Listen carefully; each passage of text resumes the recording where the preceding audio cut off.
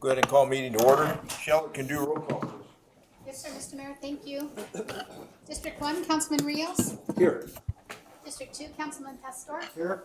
District 3, Councilman Latham. Present. District 4, Vice Mayor Stapleton. Here. District 5, Councilman Gonzalez. Here. District 6, Councilman Shipley is excused. Mayor Camaros. Here. We have a quorum, Mr. Mayor. Thank you, Shelley. Chief, can you do this? Our Heavenly Father, we're grateful unto Thee for the blessings that we have. We're grateful for this evening, for those that serve within our community, for the volunteers, and for those that work to make our community a better place. We ask Thy blessings on this body as they deliberate tonight, that they may be productive and work towards the best interests of our community and the betterment of the lives of the citizens here. Please watch over any who may be in need of a special blessing. These things we pray. Amen. Amen. Freddie, can you lead us in the pledge? Yes, Mr. Mayor. I pledge allegiance to the flag of the United States of America and to the republic for which it stands, one nation, under God, indivisible, with liberty and justice for all. When you're gonna call. Right. Why haven't we got started? Start with summary of current events. Mariano, we'll start with you down there. I've got nothing tonight, Mr. Mayor. All right. Thank you. Freddie? Thank you, Mr. Mayor. I also have nothing to speak of tonight. Mike?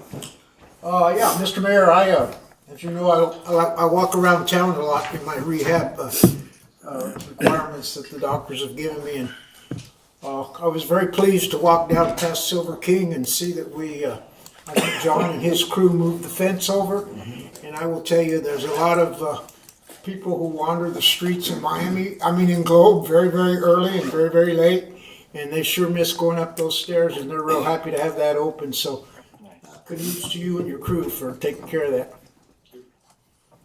Good, nice. Thank you, Mike. Jesse? Mayor, I have nothing. Thank you. Mike? What's wrong with you guys? Short one. The only thing I have, thank you, Mayor. The only thing I have is just a reminder of Thanksgiving. We're still putting on the free Thanksgiving dinner like we've done for years. But obviously it won't be at the restaurant. It'll be at the American Legion from 11 to 4 o'clock Thanksgiving Day. So I just want to remind everybody, if they have nothing going on, please come see us down there. I'll be happy to feed you. It'd be good to get back in the kitchen again. So, and then I also want to thank everybody that gave me donations. So thank you very much. That's a good thing. That's all I have there. Thank you, Mike. I have a couple of dates to write down. Again, first Friday is December 6th. December 7th is Festival of Lights at Besh. Our light parade is on the 14th. And I also saw on the 14th at Upton, the new business downtown is having an event there all day. Gila Hogs, our new restaurant, will be opening this Thursday, the 21st, I think it is. They're open. Yeah. So they'll be opening this Thursday. And then also I want to remind everybody that on our next meeting, the 10th, that'll be our public hearing for our water and wastewater rate increases for the public to come and comment on what they think. So it's again, next meeting, the 10th, our public hearing. And that's all I have. Mr. Mayor, members of council, the only thing I have to add, the Globe Rotary will be having their Thanksgiving dinner tomorrow night, and we host that at the Active Adult Center. So just a shout out to our Globe Rotary. Okay. We got our first community call to the public, and I do have one call card here. I have Yvette Angulo. And I don't know if we have anybody else online.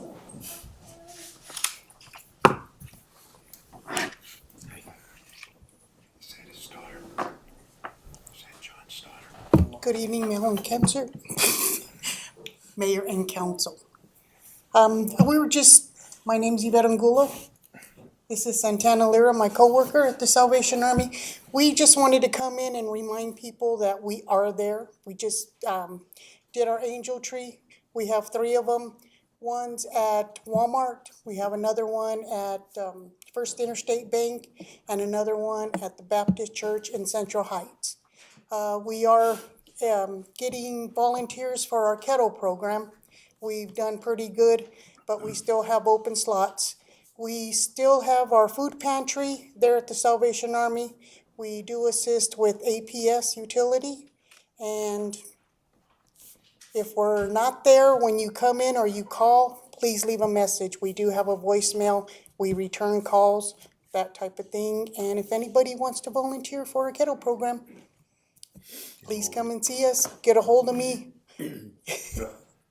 I'm sorry to interrupt. No, it's all I right. did get your phone call. Yes. So I'll be calling you back tomorrow. I'll be more than happy to stand up there and ring Okay. the bell or whatever. Thank So- you. We appreciate it. Oh, no problem. Yes. So I'll call you tomorrow. Okay. Thank you. Thank you. Anybody have any questions? I think we're good. Okay. Thank you. Thank you. Thank you very much.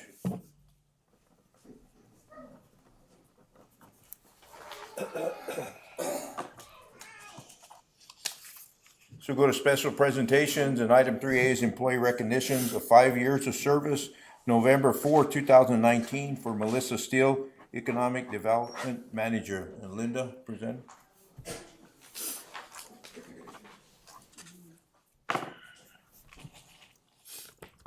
Good evening, Mayor and Council. Getting the phone ready for the selfie, because 5 years ago, we were introducing Melissa as our second employee in our brand-new Economic Development Department. And so tonight, we're so excited to celebrate 5 years. It's truly been a pleasure to work with Melissa for the past 5 years, and it's really gone by in a blink of an eye. I mean, we had a lot going on, COVID, fires and floods, and new businesses starting up, so it's been a wild ride. But actually, her career with the city goes back about 20-ish years ago. I don't mean to date you. But when she started her first job as a lifeguard at the community center pool. And I'm sure that she spent many years as a volunteer at the Globe Public Library with her mom, Marion, who was our librarian for so many years. Melissa brings so much passion and creativity to her role, making a real difference in our community. She's really been the heart of our First Friday events. She's there, is this our 4th year? Yeah. I think this so. month, yeah, November. Which have become a beloved part of our local life. And as you know, at our last meeting, we presented the statewide recognition that we received from AAED for First Friday. Her leadership in creating the city's very first comprehensive marketing plan has elevated Globe's profile, drawing in tourists, new businesses, and residents by highlighting everything that makes our town special. She is behind the scenes in managing 11 of the city's social media pages, which anyone who's managing pages knows is quite a lot. And she's spearheading the launch of our brand new website, hopefully to go live early next year. Melissa's work on the upcoming landscape policy for Globe in Miami shows her dedication to shaping a sustainable future for our region. Her love for Globe, her hometown, shines through in every project that she takes on, whether it's supporting local businesses, collaborating on community cleanups, or telling the story of our town's history and its bright future. Melissa is also the proud mama to beautiful Athena and Anya in the back, who are here tonight with Papa Sam. Thank you all for sharing your very special mom with all of us and the community. And thank you, Melissa, for all you do for our city team and for the community. You've accomplished so much in these last 5 years, and we're so lucky to have you on our team. Here's to your success and bright future here at the City of Globe. Salud.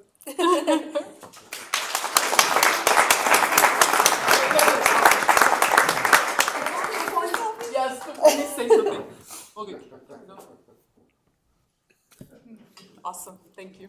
A selfie after the cheers is a bad idea. I don't know what to say. Just thank you for the opportunity to do everything that I've had the opportunity to do in the last 5 years. Like I said at the beginning, before I began working here, I wanted to jump on the train. I could see it was going places, and I'm just so grateful that I got a ticket. So I guess that's all. So thank you. Oh, let's get your award. Oh, All right.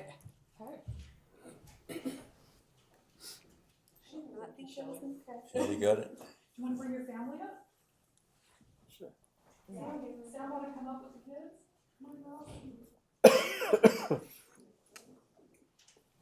I'm not seeing it.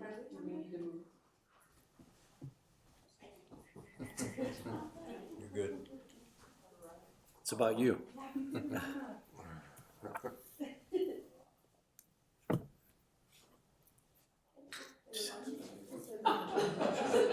got a runner.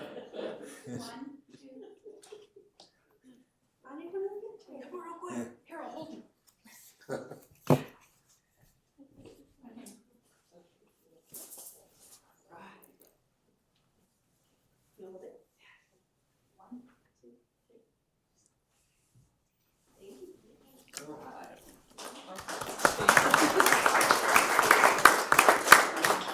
Thank you for what you do, Melissa. Yes, yes, we do.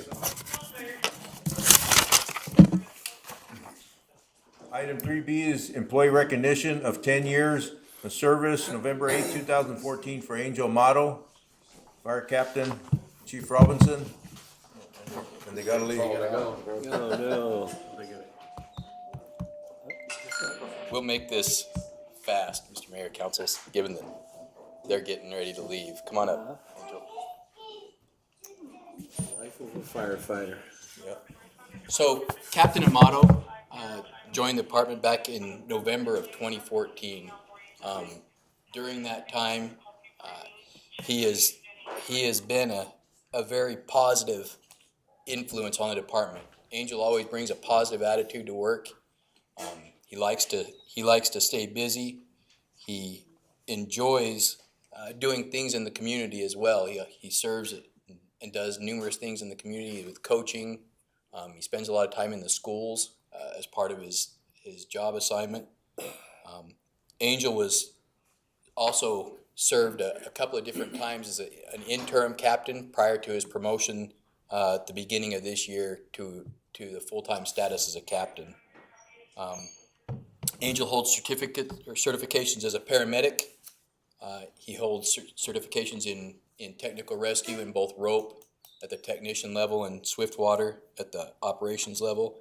He's a certified instructor. And like, as I said, he spends a lot of time recently in the schools. Today he was working the job fair along with his crew, highlighting some of the great things that go along with serving your community. It's my pleasure to honor Angel for 10 years of dedicated service to the city of Globe.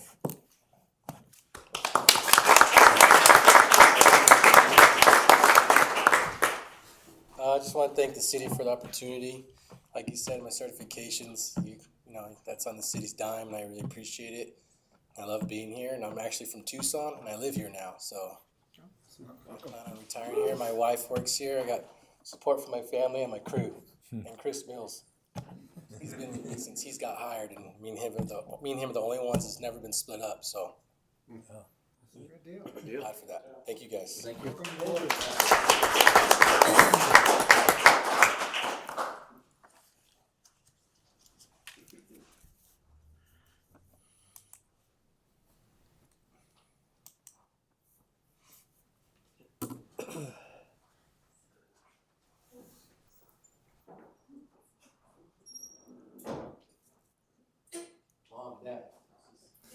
There you go.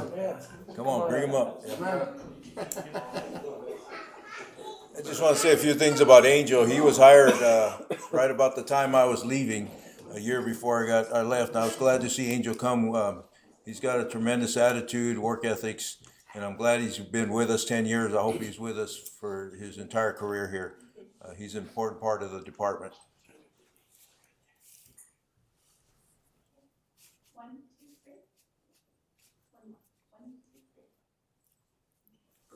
Congratulations.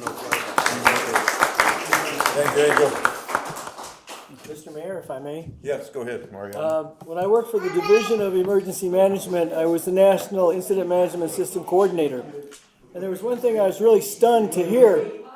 When you work back east for a firefighter agency, you mentioned all of his qualifications. Back east, you're allowed one, just one. You're either a firefighter or an EMT or other specialties. You're not allowed to hold more than one certificate. Here in the west, we let them grow as far and as wide as they want to go, and I'm proud to say that. He's done a great job. Thank you, sir. Especially in rural Arizona. Yep. So item C is introduction of the newly appointed licensing administrator within the Community Development Department, Mary Helen Sanchez and Tony. Oh, man. Choking. Good evening, Mayor, City Council members. It is my pleasure to introduce or reintroduce Mary Helen Sanchez to you all. We all know her, of course. She's been part of our team for the last few years with the city, going on 3 years, correct? Going on 3 years. And Yes. we all knew her as the permit administrator for the Building Safety Department. Today, I'm introducing her as our new licensing administrator. Very exciting time for the city of Globe.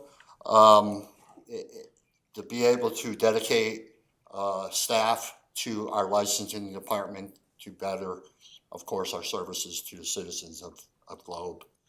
I'd like to just say a couple of nice things about Mary. Is one, she's Just a couple? just a couple. She's an amazing woman, smart, intelligent, professional, mostly a good friend, and I appreciate that. Thank you, Tony. She brings a lot of talents to the city. So not only was it with the permitting, but now to a more fitting area of her expertise, our licensing department. She likes numbers. She's very detail oriented. She's a quick learner. Again, very professional, very customer service oriented. We get a lot of compliments from our citizens and the interactions with our applicants and customers, just how great she is. So I really appreciate that. Her contributions not only enhance our internal operations, but directly benefit the residents and businesses that we all serve and that directly are served under the Business Licensing Department. So with that being said, I am very ecstatic about having her there and look for great things to occur. And she's already done some amazing things in a short period of time. And we're just going to better and better the program and do the best we can for our citizens. So with that being said, Mary, yeah. All right, thank you. Good evening, Mayor, council members, staff, and guests. I appreciate all of you. Well, I'm really excited about this position. I like a good challenge. I think that as the city grows, I want to thank, first of all, I have my notes here and I'm just like avoiding them.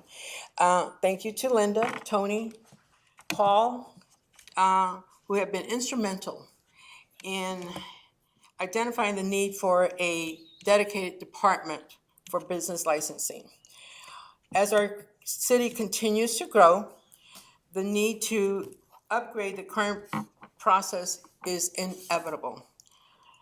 As critical needs were identified, a comprehensive process to identify the city's needs required establishing clear goals, develop operational structures, and integrating the existing framework to ensure a smooth transition for a successful launch. The information requested on new business license applications, is comprehensive, provides more information to clearly identify and contact information, licenses that are required, email addresses, which will enable us to, in the future, rather than mail the renewals, we will be able to email them, in which we'll save postage. Looking out for the money. Okay, so, and that's really important because we have over 730, we have about 736 current business licenses, and we're gonna grow that number as we grow our city. So, it is some more, our application is detailed, but it's going to be, hopefully it's gonna be fillable, so it makes it easier for our applicants to access it on our website. Okay, as I mentioned before, I'm extremely excited of the challenge ahead.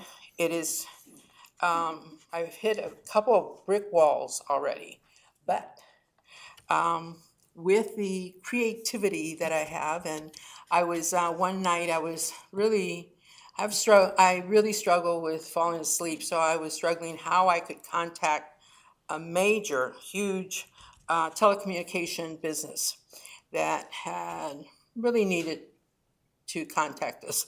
So, so as I'm struggling to fall asleep, I thought about something I told my son many years ago when he was 5 years old. He was, we were living in Phoenix. He was playing in the sandbox, and little schoolmate threw sand in his face.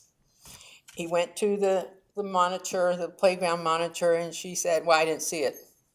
So he proceeded to go to the principal's office, introduced himself, and said,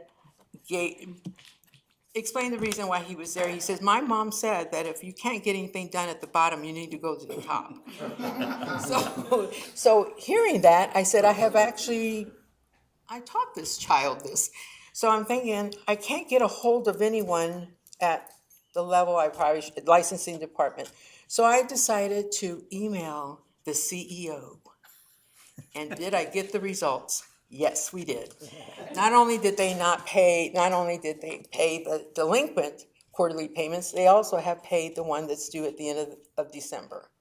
So with that, I'm excited. I know those challenges are there, but this is doable. This is very doable, and I hope I excite the rest of you as I am excited. At times I get a little like, okay, really intense here, but we're not going to be able to succeed without this in place. We have to identify all the businesses, whether they are a contractor, a mobile vendor, a nonprofit. We have to know who's in our city. So it's very important. And then this will assist Melissa to help her and identify, and all of us that are in economic development and are in the city, and help another business come in and how that process looks. So with that, thank you very much for allowing me the opportunity to serve the city again in a different capacity.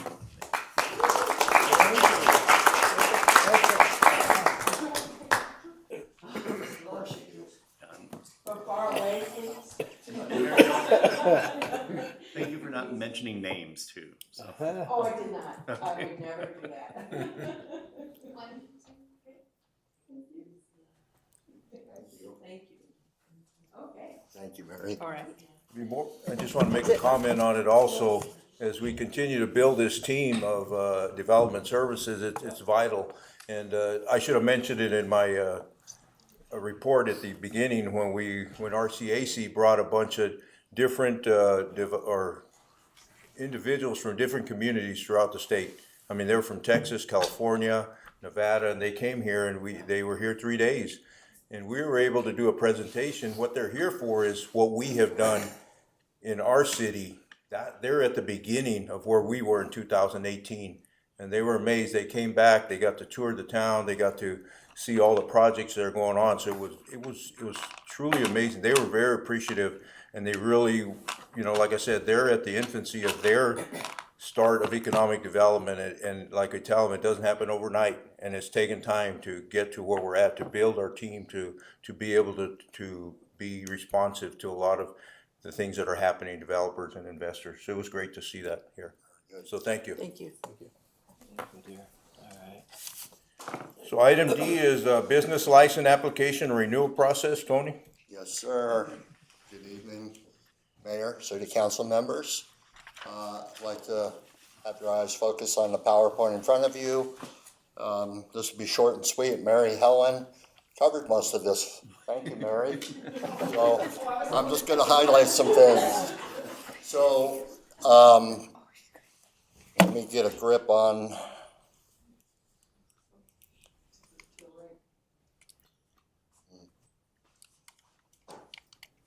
There it is. So the City of Globe Ordinance, Section 818, all business occupations, professions, trades, and all callings listed here under shall pay a license fee, obtain a business license.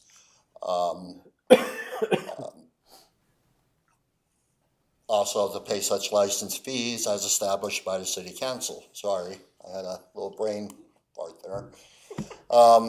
When do we need a license? So the type of licenses that we are dealing with, and again, this is a refresher. We've had a licensing department, and our main goal here is to enhance it. We have dedicated staff now to focus on those enhancements, to better all aspects of it, mainly customer service driven aspects. So I'm going to hit these items real light with you. The types of licenses are covered are retail, wholesale. I give you, I don't want to read word from word here. I'm just giving you a slight description of what these look like. Service industry, different types of professions, mobile food vendors, mobile vendors, liquor sales, utility services. Why is it important? So we touched on that a little bit. So the bullet marks I had allow businesses to operate legally within our jurisdiction, ensuring compliance with state reporting and local laws and ordinances. So not only do we have our licensing requirements, but other regulatory agencies may have that too. It's important for us to adhere to those regulations, per se, play nice with them, and make sure that we have accountability of our businesses.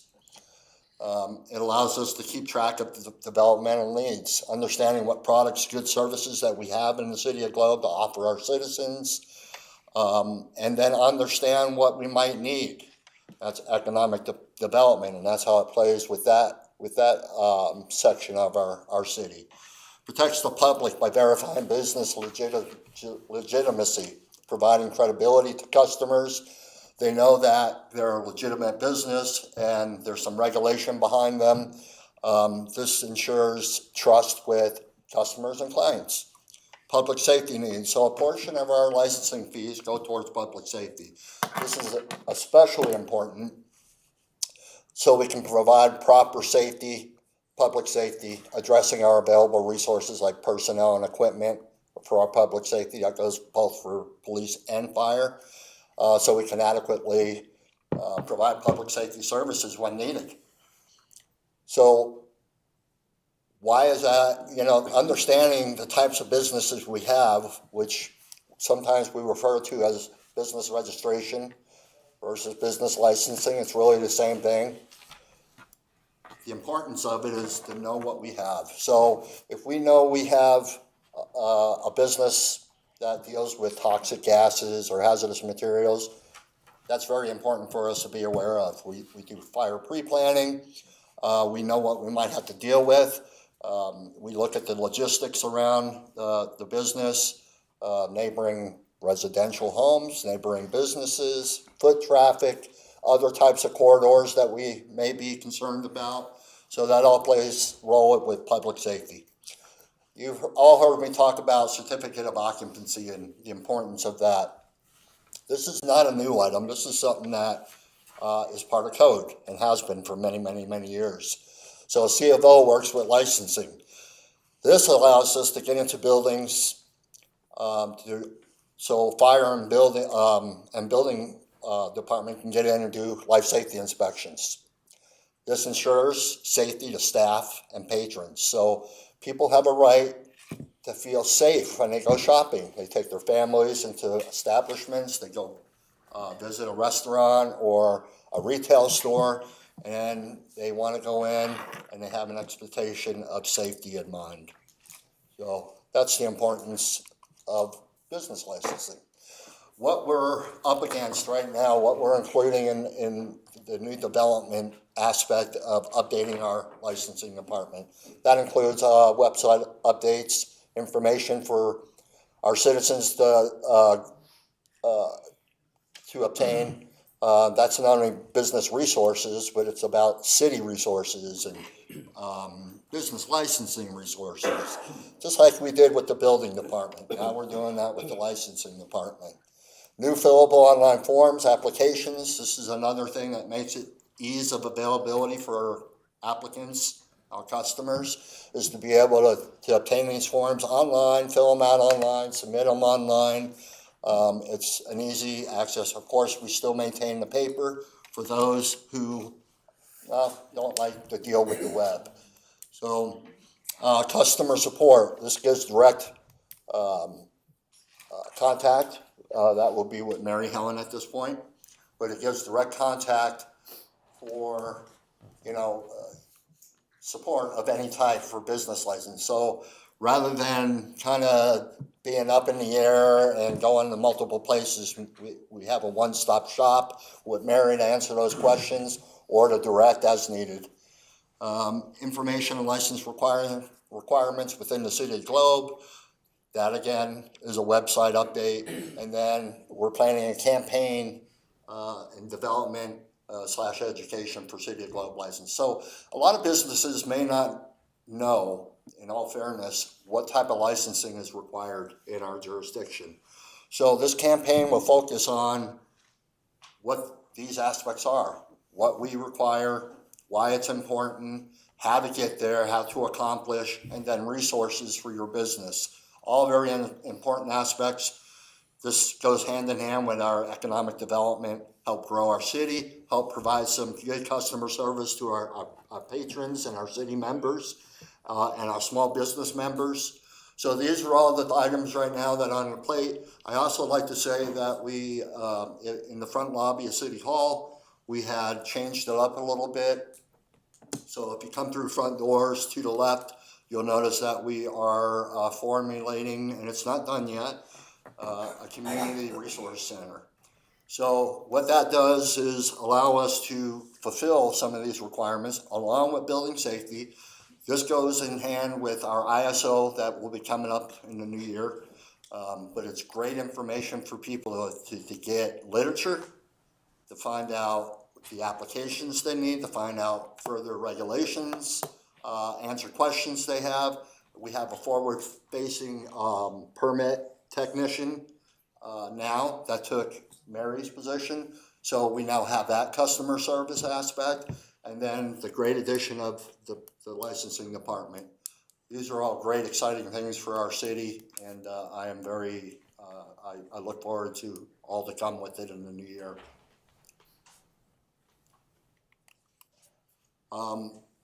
Mary touched on this a little bit. Business license stats. We do currently have 736 licensed businesses in the City of Globe. It's quite a number, but we are lacking. So over the last 60 days, we have 12 new business licenses. Just a quick stat for you: 33 identified unlicensed entities just in the last 30 days.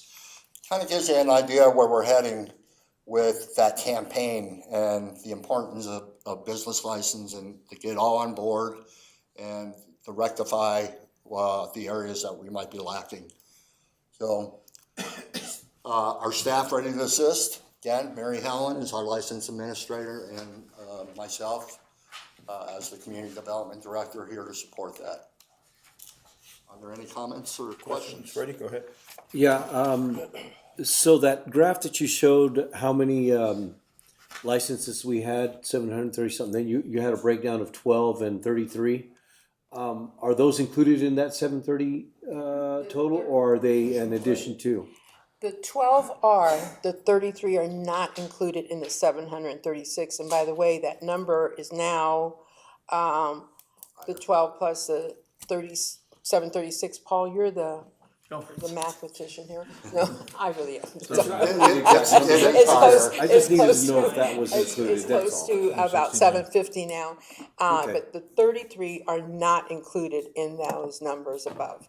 So those are yet to be addressed. So they are identified and on license. Thank you. Mike? Yes, a couple of questions, Tony or Mary. In your forms, you've got additional information showing that, let's see, failure to obtain a business license registration shall be punishable by a fine not to exceed $1,000 or by imprisonment.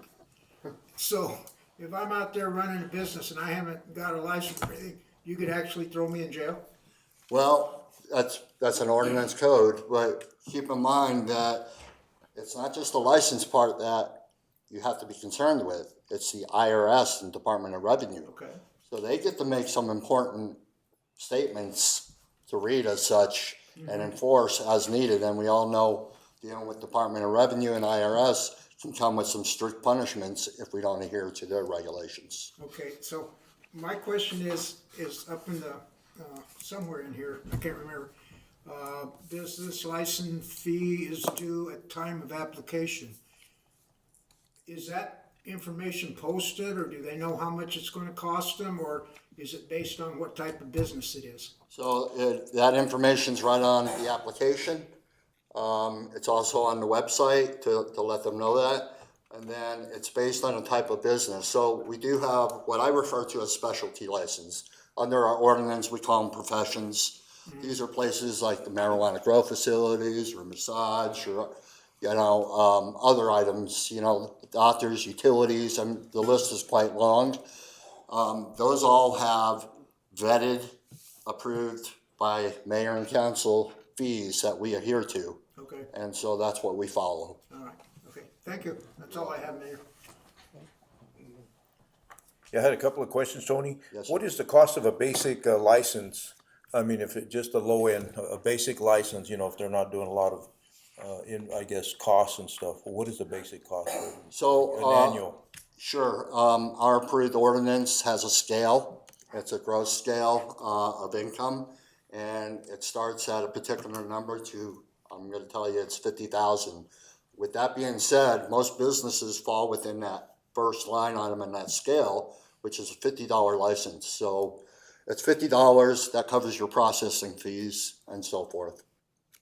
Okay, so vendors, they have to have a business license. Now, do they buy one for the year then, or is it by event It's per year. per year? Okay. Yes, and hopefully we can iron out some of the, so we've had some difficulty with what I call one-time licensing, and those are the folks that come into our city and conduct business, right? Our ordinance covers that and requires that they obtain license. So we're working on things like that to better verbalize and better, really, it's not about ordinance or what the mayor and council has voted in. It's really about how we're putting it in our system. That would be Gazelle at this point. Those might change as well. Our software use for licensing might change. But right now, they were using Gazelle. We're continuing to use Gazelle. And so we're identifying some attributes of that to make it better. So the city, because what's happening with the one-time licensing out of town, they come in and then we just expect them to, through our system, to renew every year. Well, that may not be the fact. So a one-timer will come in and maybe do one job for the year and maybe won't return the glove for another year or maybe 2 years, or, it could be sooner, but they don't want to spend the money to obtain a license every year if that's the case. So we're trying to fix things like that. And as we proceed and we get verbalized and we write up procedures, that of course will be vetted through our city managers, and they'll vet through it and review it, and then of course come to the mayor and council for final vetting. The other thing is this gonna be a more streamlined process with licensing? We've had some issue with the TPT taxes and not paying their TPT taxes. Is this gonna be a little more way of making sure that those taxes are being paid? Yes, to sir. the So we are working with Department of Revenue to streamline or fix the broken mends that come along with TPT reporting. We do have personnel that help with that and audit those things. We have additional personnel that are now doing this thing. So with the help of that and some programs through the Department of Revenue, we could better those processes, and that'll be also, that's a line item for our new licensing. Good deal. And just a few more, I know, I like the idea of, an information center. I think that's vital, that people can come in here and get that. I'm also glad that we're not just sticking to online, application process, that people can come in here and get a hard copy and fill it out, because we have people that don't utilize, we're not everybody's at the same level. So I'm glad that we're offering that also for their enforcement. How are you gonna identify that? How are we gonna make sure you identify 33? Apparently there's a lot more that aren't out there. Sure, and if I could take a step backward on a statement that you just made with the resource center. So we do, those are very good points. And the nice thing, we do have bilingual capabilities now. Yeah, that's good. That helps with licensing and our permitting. Thank you, Mary. And then our literature that we're, whenever possible, because we do have language barriers and a diverse community. So every time we get a chance and we can get the information, you'll notice that we do have bilingual literature up front to help with that as well. And so, to answer your next question, can you repeat that, please, Mayor? I forgot what it was. No, enforcement, I guess. I mean, you identified already 33, obviously there's more. How do we get that? Through education, or how do we really identify that? So part of it is through education, that'll be the campaign. So we'll run campaigns and we'll just make it aware that it's requirements and how it's requirement, where to get the literature, where to get the information, and all the resources that come with it. We hope that with that little boost that will help with that. Secondly, Mary goes through our current list of businesses, and we dissect it a little bit. We make sure that, one, they're in proper licensing categories that they should be in, and two, if they're up to date, if they're delinquent or haven't paid, or they let it void out. These are all things we started with. Lastly, permitting helps with that too. So when we see permitting coming in, it could be remodels, rebuilds, new construct, anything. That brings up a flag for us to look at that as well. When we see people coming in for C of Os, that also is an indicator for us to make sure that they're licensed. So each step of the way really plays hand with each other. And so that's the great thing about having dedicated personnel in these sections, is that we all get to play nicely in the field, so to say. And we do our jobs right, we communicate correctly, and we identify these issues. Great. One more question then, just on permits. Is Mary Helen still doing permits then too? I assist. She assists, she's been training our permit administrator, as well as me and fire. And she's been doing a great job with that. We, of course, are in the mode of, we don't have all the personnel in the world here. We have to use our resources wisely.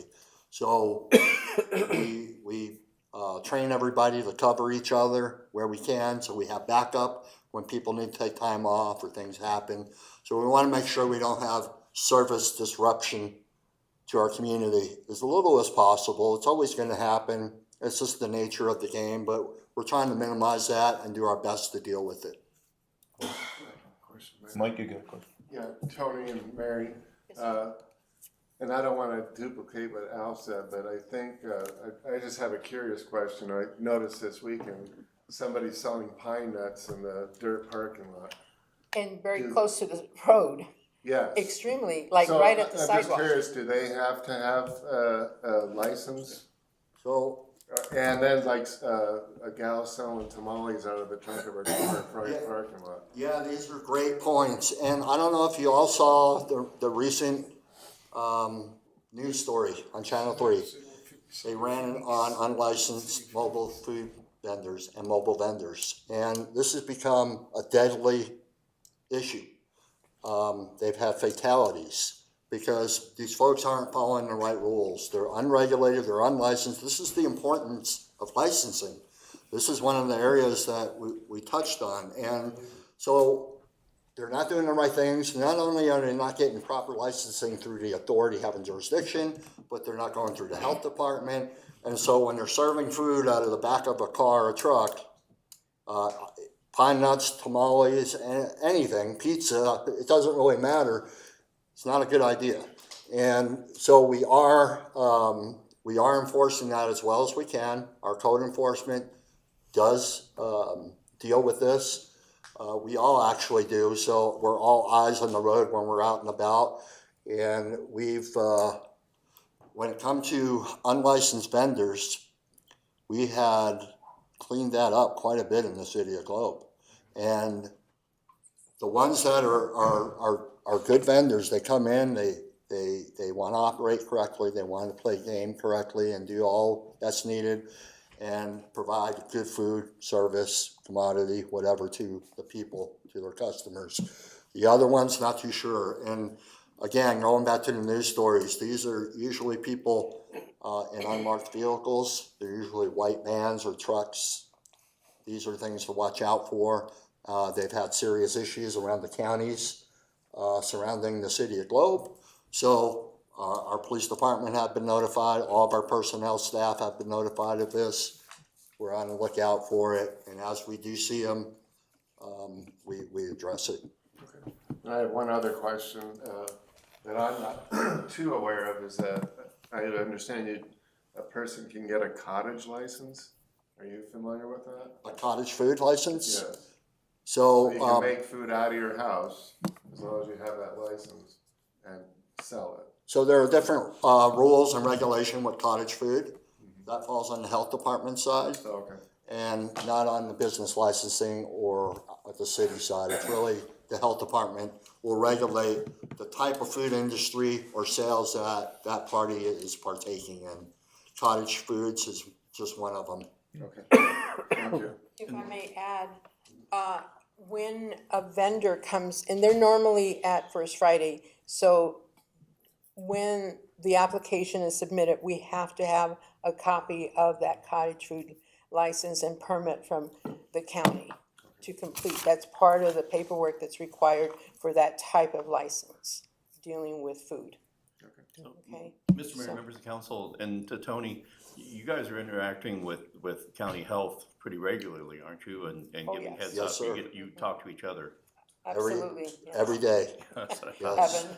Yeah, Yes. yeah, so they're communicating what's going on and who's the safety risk, because it's a dual jurisdiction, and we need to let them know what we're up to, and they let us know what they're up to. A couple quick things. The City of Globe, we need to be consistent in how we interact with the public in everything we do. It's an issue of fairness that if everybody is going out and doing the business license, but some people, for whatever reason, they don't realize they need one, or they let it lapse, or they just didn't come out and they're just, maybe next year. We need to, out of fairness, identify those people and hold them accountable in respect for the people who do pay that. We have grown very significantly and have a lot more activity. This, for the past 3 years, been handled by Jody in the water office, and this is of such importance and importance to our future. That's why we're making a dedicated person to this and some other things. And so it's real important. And then everything we're doing here, to Councilman Pastor's question, the forms and everything, all of this is vetted by the city attorney. And so everything on there, it's a little, it's got a lot of information that people need to know. You need to tell them what they're getting into, and so that form covers that, and it's very important. Okay.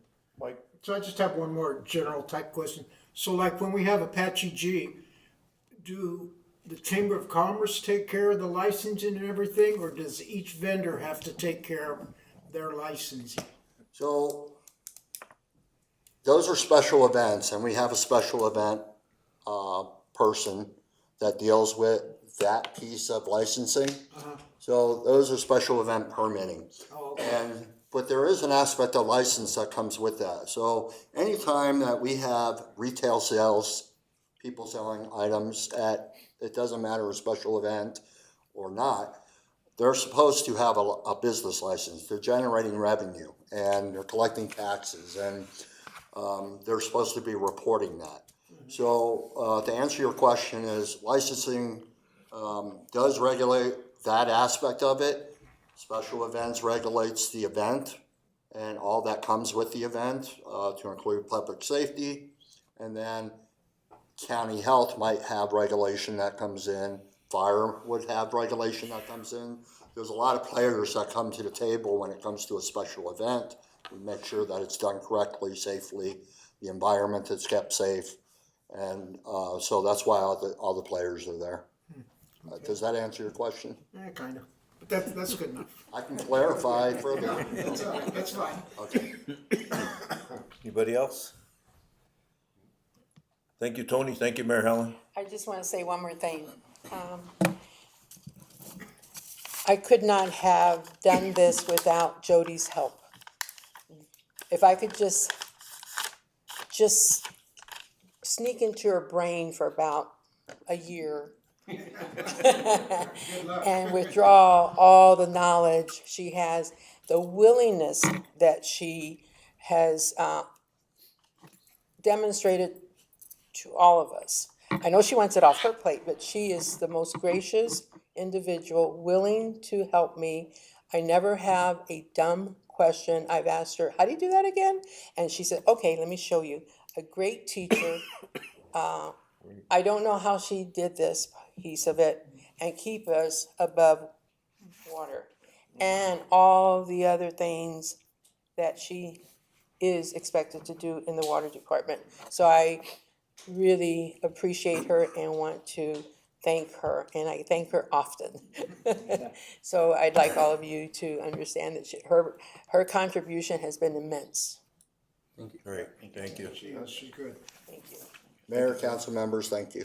Thank you. Thank you. Tony?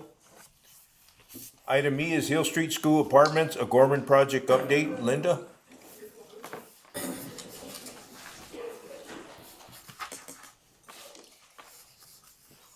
Tony thought he was getting away, but he's more versed on the day-to-day and what's going on as far as how close that Hill Street is coming to be open.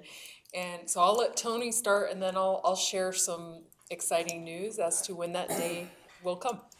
So Tony, you want to cover, what you and Tom have been doing with the final inspections and what's going on with that to get to the C of O? Yes, ma'am. Thank you. Mayor, council members, the update on the Gorman project, the Hill Street Apartments. This has been a project, and I can't really say it's been a long-standing project. It's moved rather quickly and smoothly. We've ran into some issues over time on site with some surprises, kind of normal anytime we do anything other than new construction. So this was a half and half project. This was renovation and then new construction. So the renovation part on the existing building, of course, ran into some speed bumps that they had to deal with. Again, normal procedure. At this point in time, I'm sure you've had visuals of what's going on there. It's coming along quite beautifully. It's amazing on what this is turning out to be. And the compliments that we've been getting from the neighboring people are just outstanding. So this was a great project, great decisions being made. Currently, we're in the end race with the project. So that means final inspections. So we have 64 rooms total. And so we started with building 1, that's the existing building. We conducted 33 inspections there the other day. Those are final inspections. Everything gets looked at that point. On the fire side, all the fire life safety systems get tested and looked at. The elevator folks that come in and they do their part. That's a whole different world, but that's an important aspect of this particular build out.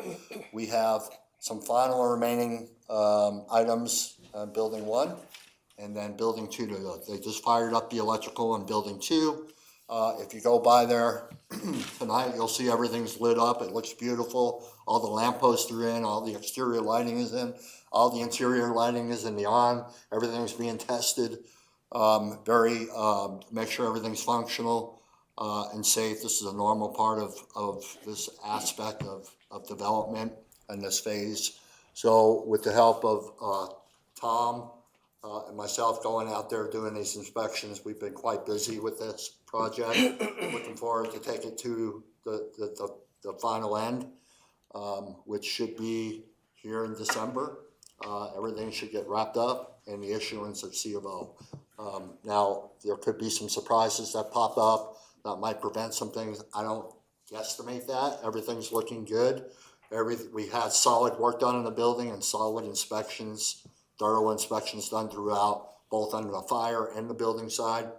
And Public Works did their end in the right-of-ways, looking at the right-of-way work.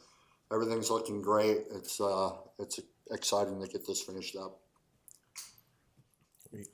Sounds, and as Mayor had mentioned, when RCAC was here last week, we went on site hoping we could at least peek through the windows, but we timed it just right, and the project manager and the, both project managers were there. So it was Jason Penny, who comes from Phoenix, and then Brian Schenk.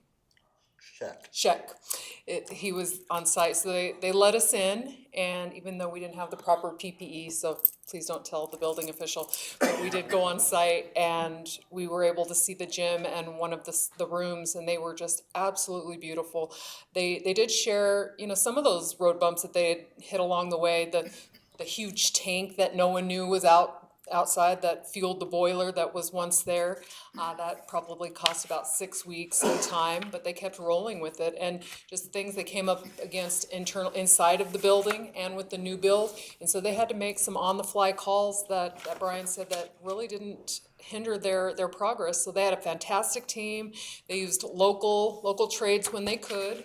And it's really been an outstanding project to see happen from it the very beginning when they came to council, and that was, I believe, in February of 22.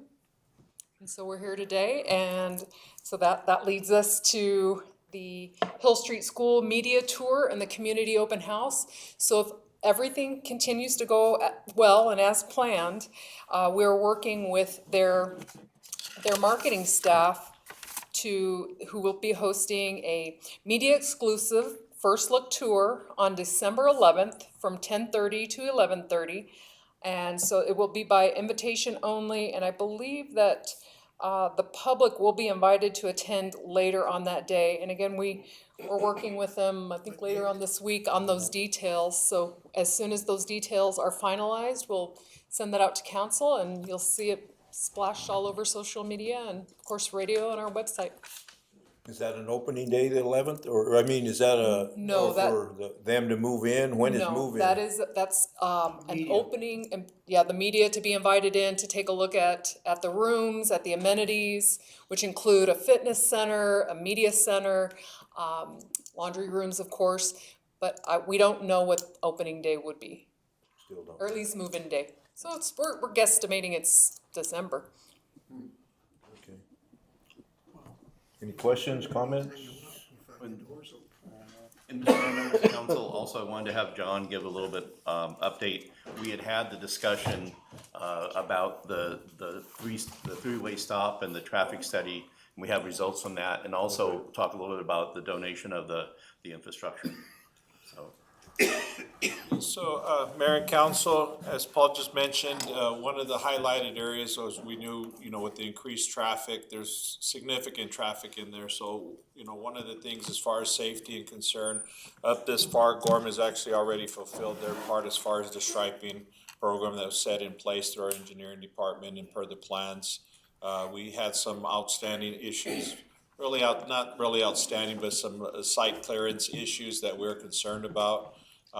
When we originally discussed through our engineering department, they wanted to make sure that we did the traffic study that would warrant the additional signage that we're proposing up on the board this evening. I hope it's in front of you. It's a proposed plan that's gone through our engineering department with following MEGCD standard. As you know, that's a federal standard that we follow those guidelines. Usually we refer to MAG standard, but it's usually after the MEGCD standards. So when we started the traffic study, Basically, the one thing is we want to see what the warrant and what if there was any additional safety issues that we needed to address at that time. So we initiated that we contracted an engineering firm to do the study. Typically in this type of study, there's up to 5 different things they look at. And usually all it takes is one to warrant that, what we're proposing here. This corner here actually has met possibly the 3. There's 2 definite. It's the traffic, the volume, and the other would be actually the sight distance, which was what we already anticipated.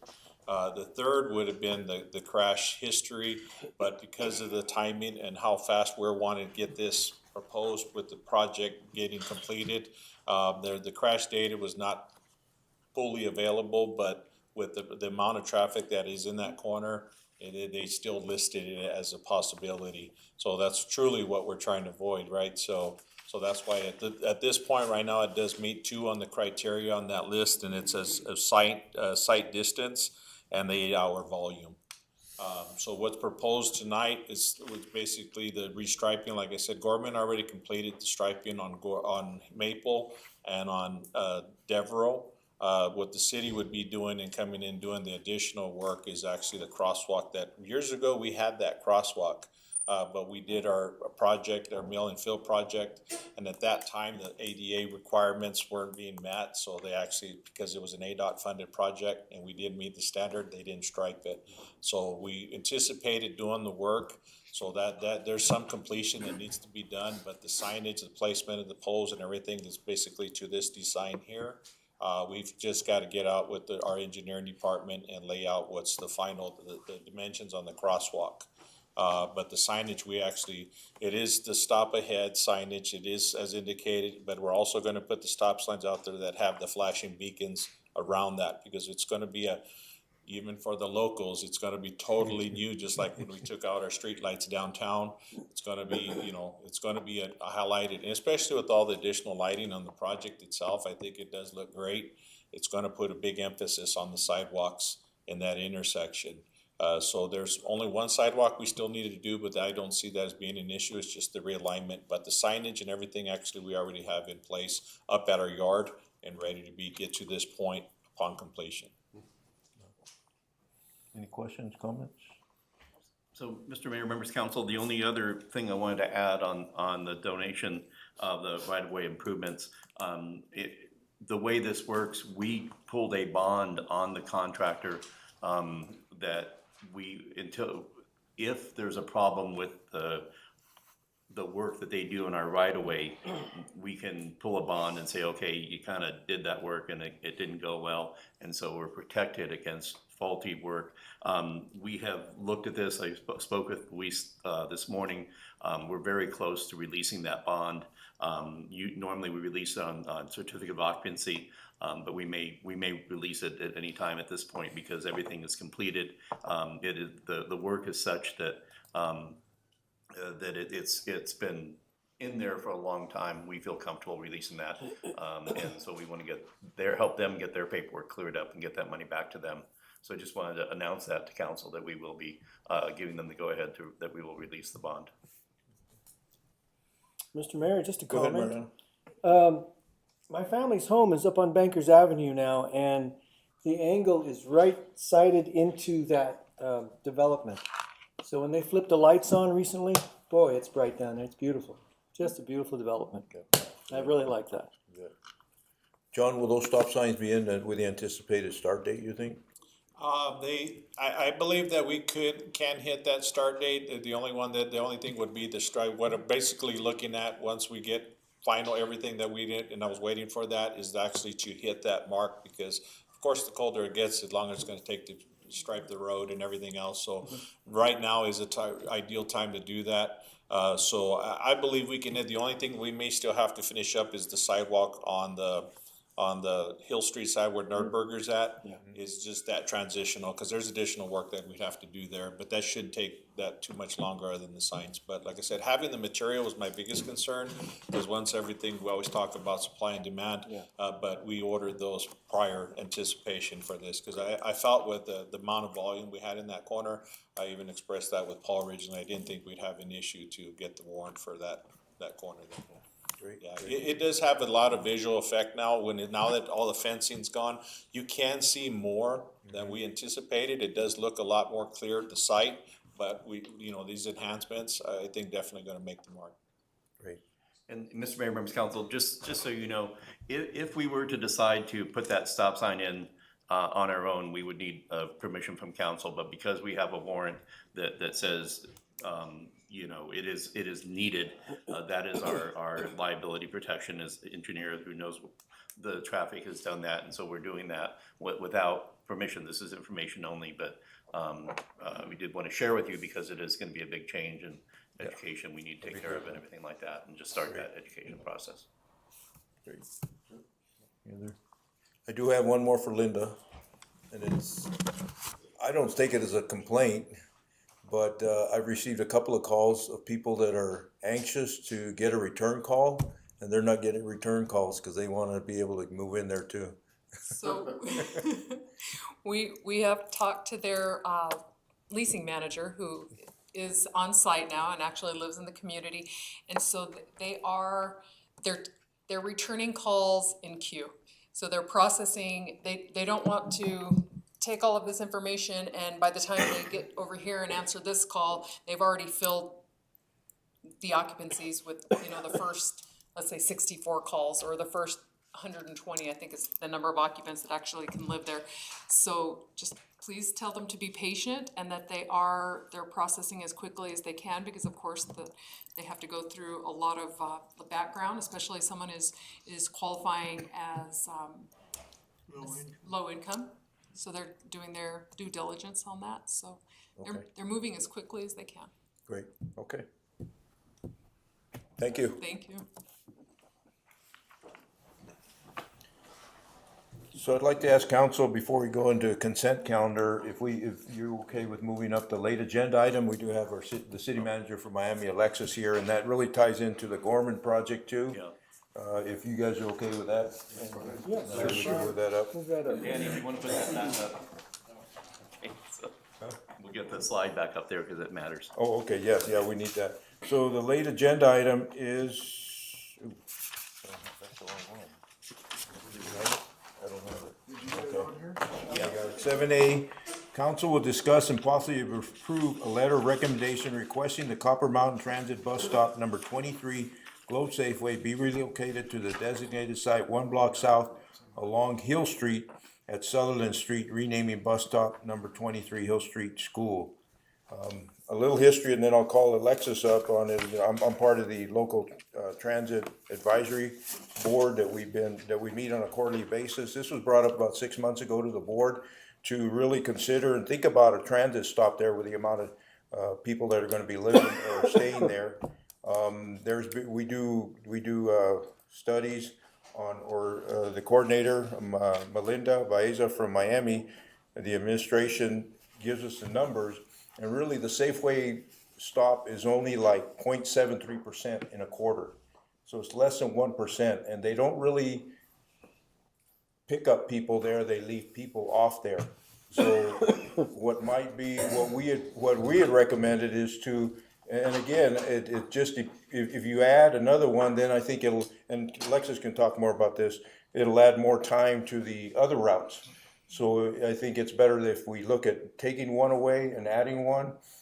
We still have to go through a public process and an application through ADOT to get that. And I think the city has a designated area or an area that we have identified that would be a good transit stop, and that's on Sutherland. And it's a red on the part of it. So Alexis, if you want to give us some more information. Good evening, Mayor and Council, and thank you for the opportunity. As you mentioned, one of the elements is the percentage-wise of this safe stop is and sometimes it's less than 1%. As he mentioned, we drop more people early morning than any other time frame during the business from Monday to Friday. With this petition to change it, we can habilitate and give the opportunity for the residents and if possible, the students from the school that we can provide that service. We're gonna present it to the board supervisor because this is stakeholders, Miami, City of Globe, and town, Gila County, I'm sorry. They're part of this program and we need to inform this process. We're expecting for the first meeting on December to present to the council, board supervisor. And that way we can agree and as we expect, we talk in the meeting, go to the media, radio station, inform to the community 2 weeks in advance. And the next one, Alexis, and what we discussed was the train depot. That's a real high, Yeah, high that's one number of the drops and most pickups. active. Yep. Yes. Train depot.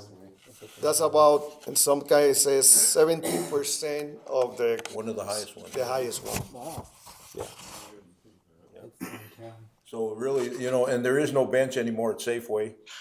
That was removed. So it's something that we gotta consider though, if we also put it at the Hill Street, that we're gonna have to put something there probably, some kind of maybe, I don't know, covers, a bench or something to, but again, comes with a cost, but I guess we need to consider that too, okay? Right there in front of, FEMA, yes, but on Sutherland. Yeah. Mr. Mayor, members of council, we didn't want to complicate the parking situation over there by Hill Street, but it's very close to Hill Street. It's just across the street from there. And it's 1 block, away from Safeway.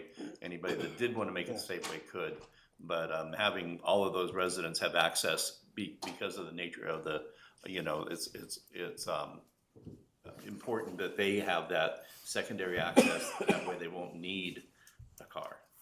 And they won't need to park it. Yep. makes a lot of sense. So at this point, do we need a vote for a letter of Yes, recommendation? I would, a motion and a second to approve a letter of recommendation and Alexis, I hope that's okay, but we'll get something in writing stating the move, stating the date, and that the mayor will sign on behalf of council. So I would say a recommendation to prepare a letter of recommendation and approve the mayor to sign on behalf of the council. You think we'd have that, because I know they're going to their council the 25th for. Oh, yeah, no, we can get it turned around here pretty quick. Okay. So you can have that motion and waive the rules, I guess, too. Yes, that would be appropriate. So, Mr. Mayor, if there's no further discussion, I would make a recommendation that we create a letter of Recommendation. approval or A recommendation. letter of recommendation. To move the Safeway bus station to the, We'll call the Hill Street location. okay, Hill Street location as requested by the manager, City of Miami. Does that work? Yes. Second that motion. And you waive the rules. And I'll waive the rules also. And yep. Okay, got a motion and a second for item 7A. Is there any further discussion? And just so, the only thing I noticed on the stop, this is stop number 23. And so 23 is labeled as Safeway. In the future, if this happens, 23 will be labeled as Hill Street School. That's correct. And it doesn't mess up the whole flow. I know you move one stop or add or subtract and it just Throws everything messes off. everything up, so, okay. All right, I'll call for the vote. All those in favor say aye. Aye. Any opposed, nay? Motion passed. Thank you, Mayor and Alexis. council, thank you very much. Take it easy, Alexis. Okay, so we go back to, where are we? Consent. Consent count.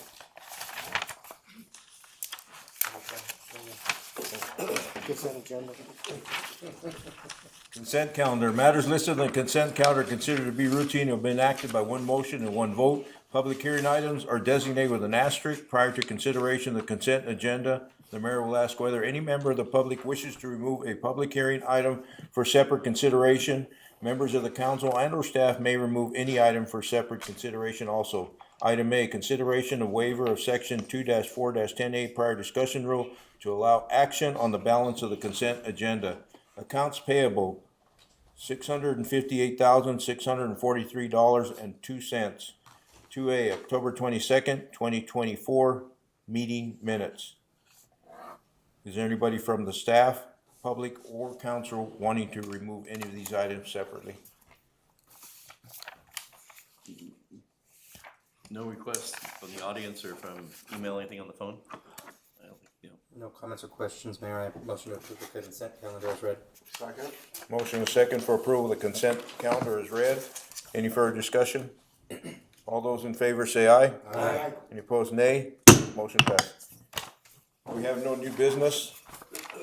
We'll go to action item 6A, public hearing and approval of resolution number 1898 for one of the following projects to use approximately $225,123 in the 2024 fiscal 24 Community Development Block Grant Funding from Arizona Department of Housing.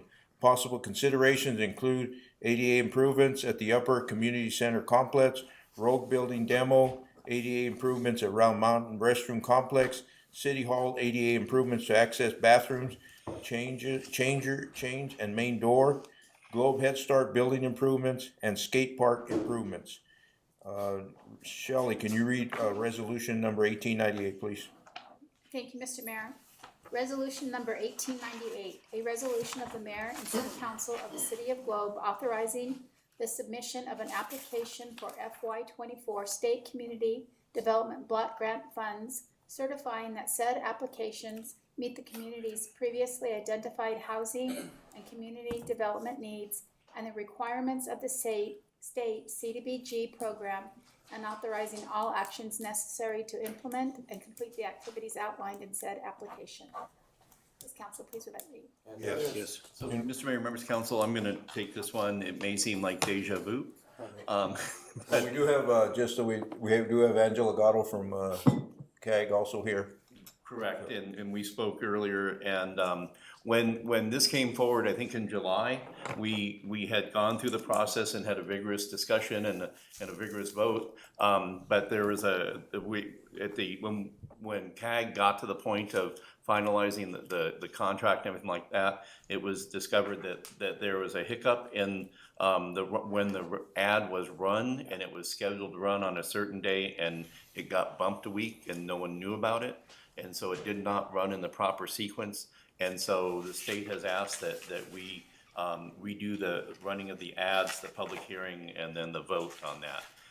It is, I think in everybody we talk to, this is a formality to make sure that we stay right with the procedure. And since we're dealing with, state and federal monies, to do this. So my recommendation, we do have a public hearing. We have announced it. Do we need to open the public? We need to open and close public hearing. But we did resolve with a solution, which was I believe the skate park. And I would recommend the council, if it's your pleasure, to just hold to that previous debate and previous outcome, and after hearing any comments in the public hearing.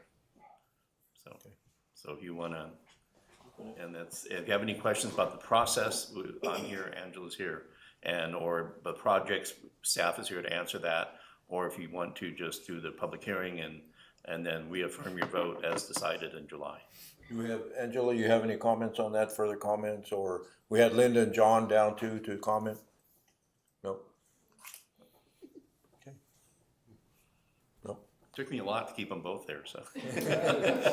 So we'll go ahead and open the public hearing at this point and ask for any requests or comments or about the project itself from the public, the council, staff. We have online. No one has emailed us about this. No. Okay, and no one on the phone. No. And no one racing towards the podium.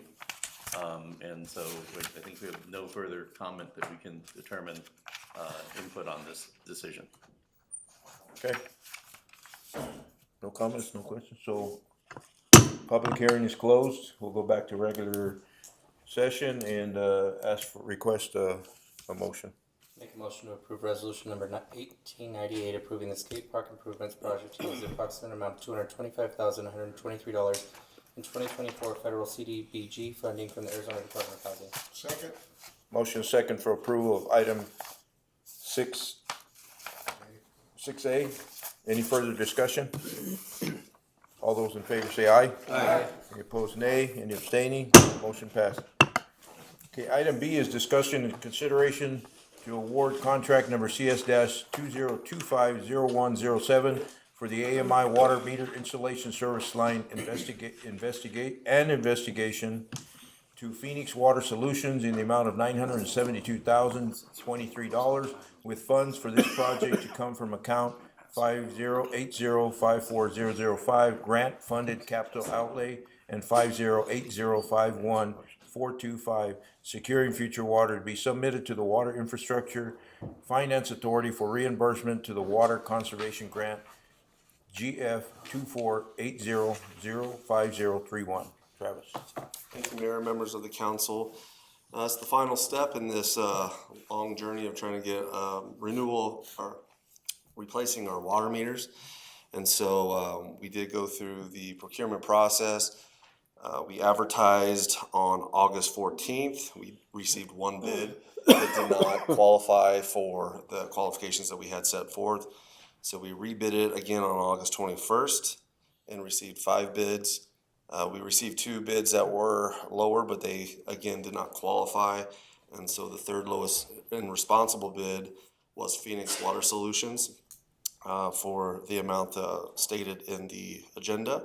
I do have Luke Sharman with Phoenix Water Solutions, so if you have any technical questions, he's here to answer them. But we are hoping to get this started very soon and get the water meters in the ground. So with that, I'll be happy Questions to. for Luke or I Travis? have a timeline question, how long from, if it is awarded, how long it's gonna take to complete? I'll let Luke answer that. Travis, as he's coming up, does this exceed the grant amount? It does not. Okay. Yeah, we have plenty of room in there. Good evening, Mayor, Council. Great to see y'all and meet you. Timeline, so deadline is May 2026. Our timeline for our team is a year. So with the start date, approximately December, should be wrapping up around December next year. Gives us a pretty big buffer for any additional work or clarification that may be needed. Freddie? So, how does this contract handle, unfortunately, broken lines during the installation process? Because I would imagine that's going to happen in some cases. So Customer or city side. Yeah, it's dependent upon how you as, I don't know who would be making the decision, whether that's a council thing or public works, on how you want to go about it. Our team is capable of fixing issues that we recognize in the process of replacing the water meters. It's very rare, uncommon that any issues arise due to our own work in the field, but if so, we fix that immediately at no cost. But if there is any aspect of the work outside of what we are brought in to do, our team is happy and competent to do that, just depending on how you would like to go about that. Okay, so I guess my question is, has that been discussed? Because, you know, you're gonna have some old lines and just torquing on those meter nuts, something's gonna give. Yeah, and Councilmember Rios, Vince is our point of contact as the project manager, so if a situation does occur, he'll be notified right away and we'll take care of the situation. So it's one case at a time? It's gonna be a case-by-case basis. Okay. If I could follow up on that. Go ahead. So this isn't added into that, so we don't have a contingency added into that based off of we expect this many is gonna anticipate this many might break. So we're just gonna see change orders if these keep breaking. Just actually to answer the first question, Councilmember Rios' question, I would just start off with saying, so we did have the preliminary discussion. A lot of the stock that we have on hand, because there's the other issues, meter boxes. We anticipate that there's going to be an additional too, so we look to that get, the reimbursement as well, does that qualify? Cause otherwise we're gonna be doing additional purchases right off the back. Travis worked into that, so that actually has been part of that discussion. And that Vince is actually already anticipating that, if not already have some in their yard, and for that anticipation. When the other part was actually for them, of course, we're doing the copper and lead study, so there's that. So we have anything immediate. My biggest concern is if we do have that, I'm known for breaking cords, turning them off, just doing that. So we're gonna have an inventory also for that, because that's kind of beyond some of the scope, but we don't want the resident to be without service because we didn't plan on it. And to your point, that's the anticipation of it.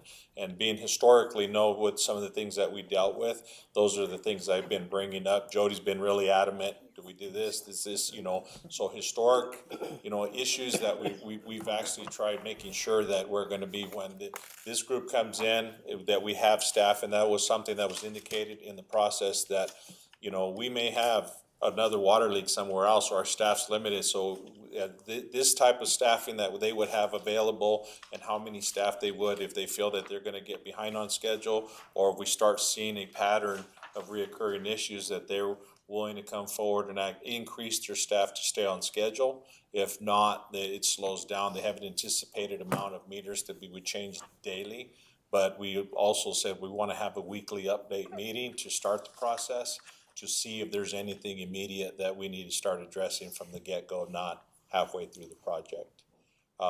So it's kind of, I hope it kind of answer both questions, but we anticipated that, for the same thing, especially there's meter boxes. We know the guys just moved one yesterday, not for this project, but for sidewalk repair, and we had to move the meter out of the sidewalk. So there's other things that we anticipate that, we want, their checklist, the A, B, and C list, to check that off, so we're doing our inventory correctly, they're following our process, and also if we can reduce or take meters out of the sidewalks, because long-term, it becomes kind of a safety enhancement, at that time too, and that's something that we will have staff. They've already, the contractors actually already looked at that. They're gonna be reporting to that us, and Vince is the point, and actually I'm second on that list. So I guess if I'm hearing you right, this contract doesn't speak to the breakage that nobody's gonna know about until it happens. That's gonna be a separate item from the contract. Yes. Yep, okay. I think what Jesse was referring to, like, is there a contingency budget like we do with other projects? Yeah. Yeah, that may be included with the excess grant money, I don't know. And there certainly was always a contingency fund with all our contracts that we kind of set aside. But we just don't know where the breaks are gonna happen. Sure. So if it happens within a foot or two of putting the meter in, I would assume that would be part of the installation. We fix that. And as we do the investigation. But anything beyond that, it would be something that on a case-by-case basis we'll have to talk about. I hope it doesn't happen, but something tells me it's going to happen. Lines are old. Not in our own city. Yeah. I wanted to highlight that a little bit more. Our team has been doing this for almost 10 years now. They're extremely professional in the work that they're doing. And when it comes to working on meters, at each service location that we're working at, we are very meticulous with the documentation that we're capturing, which is shared with you at each home and service line that we are at. Not only replacing the meter, but also identifying the type of service line, both on the utility and the customer side. The good thing is, we're not necessarily doing crazy work when it comes to plumbing.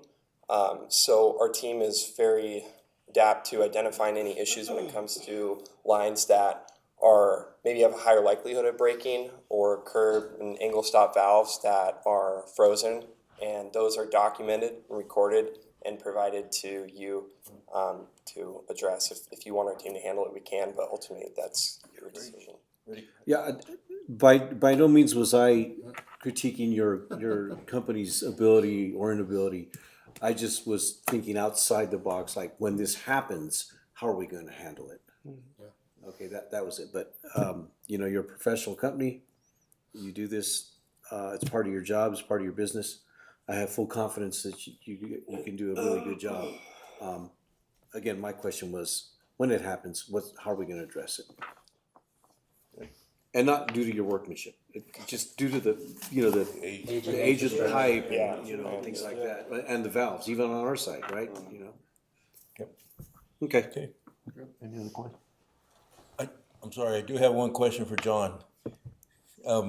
Since we're going through this whole process in the water meters, is this gonna give us an opportunity to identify our shut-offs? I know in the past, and I guess when I was working with the city, that sometimes it was difficult to isolate a water leak because people retire and they take it with them, and we don't have an idea where all the shut-offs are. Yes, Mayor, so basically right now, this whole process started originally when we wanted to do an inventory list. So we were actually seeking funding and working, trying to make that into just to do an inventory, get our GIS up to date, not just sewer lines, water lines, valves. And actually, when we've come before council in previous CIP, where we're talking about valve exercise equipment. So this is part of that bigger plan, because when it started off with the inventory and then became the copper and lead study, so then we kind of baked that in there. And unfortunately, we're able to get the meter replacement because we're getting to the point of the end cycle of the meters themselves. So this is starting a whole new kick-starting, but that is something with our equipment that we've updated, which we call it's the Bad Alf. We have staff that actually will be putting in the GIS system. We just worked with Jody, incorporating a lot of this as far as the inventory to work with their Cassell. The company that we're utilizing or looking to utilize actually has that already connectivity. So it actually helps Jody in the front office as far as not putting everything manually in, where it's actually when they're out in the field with the list that Travis been working with their staff. So it's going to start migrating it a lot sooner, so we can start using it. So a lot of the valves, a lot of the water lines, that's the goal, especially with like meters, because right now, years ago when the guys had to go lift the lid and check it manually, they were checking that every month. By going to these electronic meters years ago for the first phase of it, there's some of them that have to be basically relocated because they're still transponding and giving us a signal, but we have to, the staff, that's what's really important, that we're working with them, because some of these, even Jody mentioned this last week in a meeting, some areas get overgrown, and for this company to come in and not be able to find them, where we historically have lost the staff that knew where all these little nooks and crannies are. So yes, that's definitely a big part of the GIS and putting that into a system so we can follow. Very good. Mr. Mayor, if there are no other questions or comments, I motion to award contract number CS 2025-0107 for the AMI water meter installations and service line investigation of Phoenix Water Solutions in the amount of $972,023, with funds from this project to come from account 5080-54005 grant funded capital outlay and 5080-51425 securing future water to be submitted to the Water Infrastructure Finance Authority for reimbursement to the Water Conservation Grant Number GF 248005031. Second. Motion second for approval of item 6B. Any further discussion? All those in favor say aye. Aye. Any opposed, nay. Any abstained? Motion passed. Thank you, Thank you. Travis. Thank you. Thank you. Good luck. Yes. Item C is consideration of a possible approval of contract number CS 20250-115 with Schultz Contracting for the Speedway Waterline Replacement Project in the amount of $38,020, with funds to come from account 50805220 Water Capital Outlay Construction. Vince. Good evening, Mayor and Council. Tonight, coming to you, ask to approve a contract, like you said. Back last summer in June, it was like June, we got a report that there was a water leak out in the middle of the intersection of US 60 and 70 right there at the junction. We're calling it the Speedway water line because that's the closest thing that we can landmark to. Luckily, the previous crews, they put isolation valves on both sides of the highway. We were able to shut it down. This water line is going to help us feed back up north, up the 60, back towards the fairgrounds, the church, the drive-in area, the Marigold Project, and all that up that way. It's kind of like a backup line, kind of loop our system around. So our plan there is to go in there, pull out the existing 4-inch steel line, and roll a 4-inch HDPE back in there. We're only going 4-inch because right now there's a 6-inch sleeve in there, so that's all we can really fit back in there right now. So that's our plan. Okay. Questions? It's gonna be a heck of a project. Yeah, we're gonna have traffic control out there, ADOT permits, and yeah.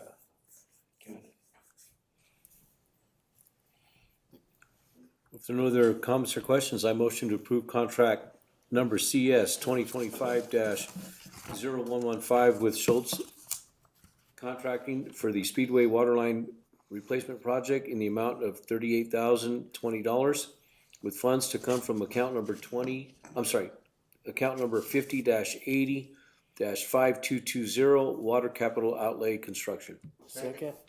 Motion second for approval of item 6C. Any further discussion? All those in favor say aye. Aye. Any opposed, nay. Any abstain? Motion passed.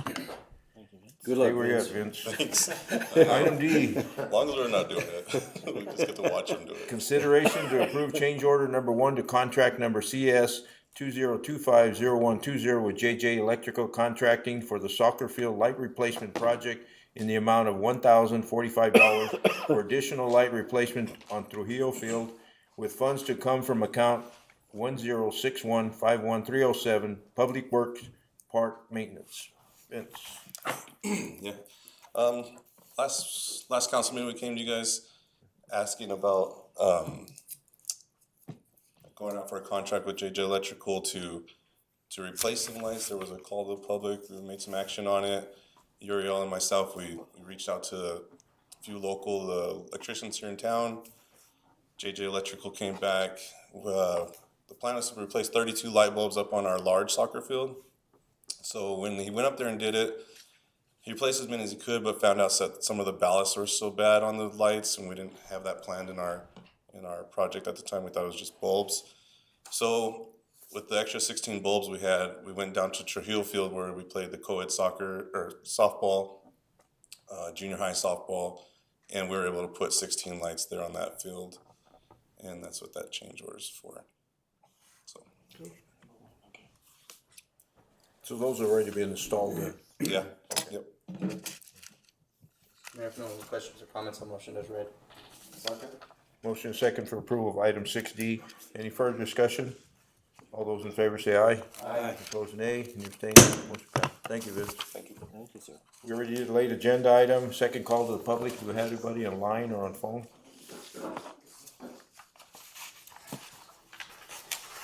Nothing online, nothing on the phone?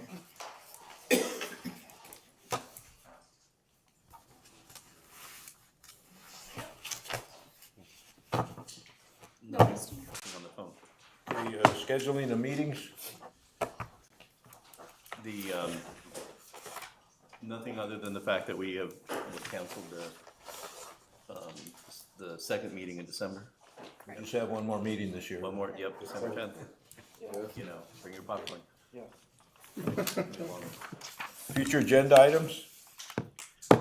We do have the staff would like to bring forward a future agenda item. Actually, it's Shelley and I were thinking about if, when we had our meeting on Thursday, it was kind of nice to have a Thursday council meeting. Right now, we have second and fourth Tuesdays. And so we need to, Shelley, as clerk, needs to bring forward the council's meeting schedule for the next year at the December 10th meeting. I can't make any Thursday meetings. What's that? I can't make any Thursday meetings. Then we won't, that's what I wanted to check, we will not bring it forward. Okay, so that's all I need to know, is that if it was a burden on anybody, then we won't do it. So no other future agenda items? So the question was, If there was even wanting to have a discussion about having meetings moved to Thursday, but. If you did them during the day, I could make them, but at Yeah, night. no, it would have to be, everybody would have to be on board and. Yeah, no, I think, I don't know if council would want to go to daytime meetings, given our record of transparency. mine's so volatile. Sometimes Thursdays look good, sometimes Tuesdays don't look good, sometimes the days don't look good. They are, us retirees have any, Yeah. we can do whatever we want. Right. We're the majority, so. Yeah. Sorry, Freddie. Majority rules. No. Mr. Mayor, members of council, I can't even begin to thank you all for your availability. We have, 2 meetings a month, we have, council work group meetings, we have special events and things that you all, other assignments that you have to go and attend outside. And so your time is valuable, and precious to you, and we just wanted to find out if it was something that we even wanted to think about, but, obviously not. Thank you. Thank you. Wednesday? I can do Wednesdays. I can do Wednesdays. At noon? Noon? Sure. No. Wednesday evenings. Wednesday evening? Yeah. Wednesday evening? The, So the- just your Tuesdays are only available? I Is that- work for every Thursday. Oh, okay, all right. So a Wednesday, Yeah, I can do a Wednesday. you could, I mean, I don't know. If it helps the staff out. So Shelley, do you want to explain the thought about the Thursday explain the difference between, if we have a Tuesday meeting, the deadlines and the Thursday, or a possible Wednesday? Well, staff is wiped out after a council meeting, and so with coming off of a Thursday meeting, we would be working with just a Friday, and it would be more productive with the agenda preparation. It just seemed like a nice flow for us, and so we thought that might work out just a little bit better if we had it later in the week. Sure. On So the Thursday. does a Wednesday give you the same relief? No, we'd have to think about it. Usually a council meeting takes up 2 weeks, because it's on a Tuesday, and then we have the rest of that week just kind of tying up that meeting, and then we're starting on the next agenda, and it just kind of seemed the flow kind of worked a little bit better as far as having a meeting later in the week, but I don't know what a Wednesday would do, or. One of, to the council, one of the benefits of a Thursday would be that the agenda would go out Monday night, and so it allows, so Shelley can pull that together on the Monday and post it Monday night.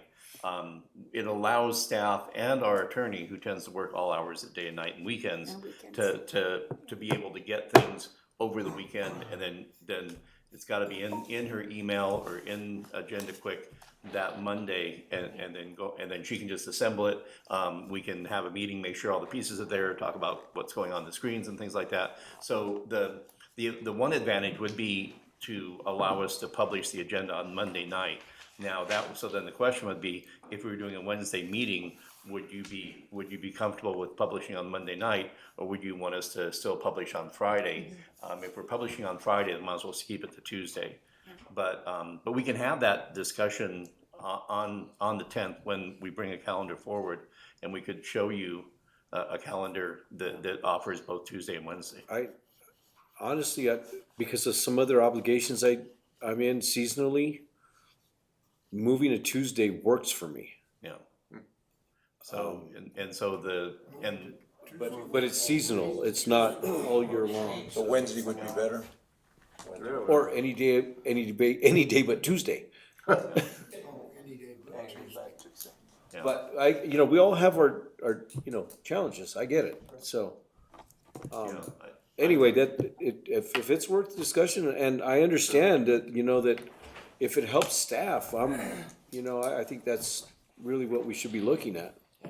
And so 48 hours on the posting of the agenda would be, we would post the afternoon of Monday, and then the meeting would be on Wednesday. They could read it on the radio like they normally do on Tuesday and Wednesday. So we have 48 hours going.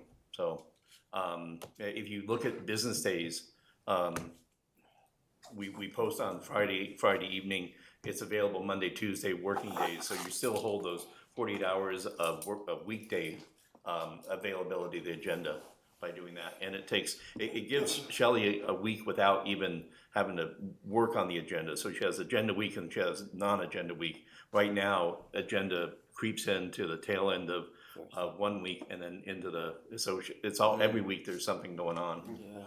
So staff, and I think staff would appreciate it, because they can spend that week ahead of that. That's their agenda week to get it to Shelley, and then Shelley's week is to get it to council. Yeah.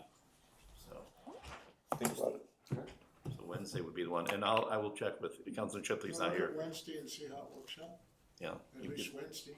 Every day's a So Saturday. we can, and so we will, Every day's a the Saturday. purpose of this is to find out what you want to be For presented. So you we'll two work up a guys. calendar, a Tuesday calendar and a Wednesday calendar, That's and look right. at it. And again, those days when we have a 3-day weekend, a Fernando, Monday he's off, partially it's, retired anyway. it's, you know, it's hard, You should try it. so.